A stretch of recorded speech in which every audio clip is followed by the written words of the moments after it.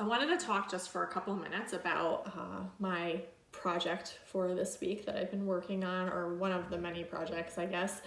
And that is the audiobook narrator selection process. So as you guys know, the book, Lipstick Lawyerisms of a Work-at-Home Mom, is coming out November 5th. It's going to be on ebook and print formats at that time, and the ebook formatting will be available widespread. So there's that. But I wanted to make sure to have an audio version available because honestly, that's a lot of how I read my books, because when you're on the go all the time, it just makes it a lot, and you have your kids all the time, it makes it a lot easier. I spend a lot of time actually out in the garden with one of these in my ear, so I can hear one book in one ear and my children in the other ear. So I thought it would make sense to have an audio version of it. And so I decided to go ahead because I wasn't sure what type of narrator I wanted. I had an idea, but not quite sure. I decided to go ahead and do auditions for it. So right now I have an open audition for narrators, and I've gotten 22 so far, which is a lot, especially when so many of them are so good, which I think was a little unexpected. I didn't expect to get that many, and quickly, over a couple of days, I've gotten them.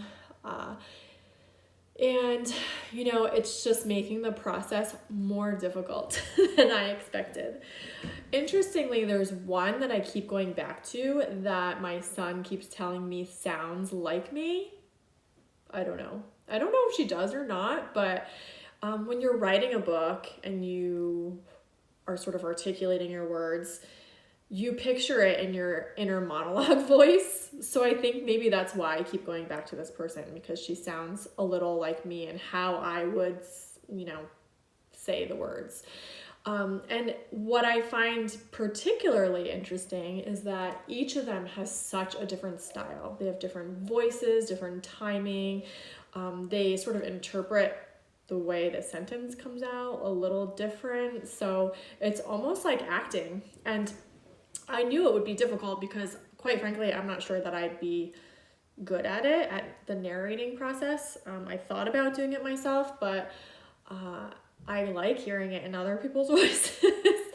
So, but actually that was a little surprising to me how many, different ways that chapter can be read. Because what they did is they submitted a chapter that was read out loud.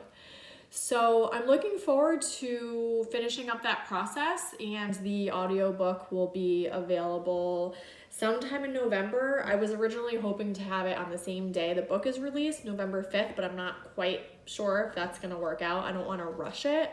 So we'll see, but I'll definitely announce that when I do decide exactly what date it will be released. It could come together quickly then, I think. So that's highly possible as well.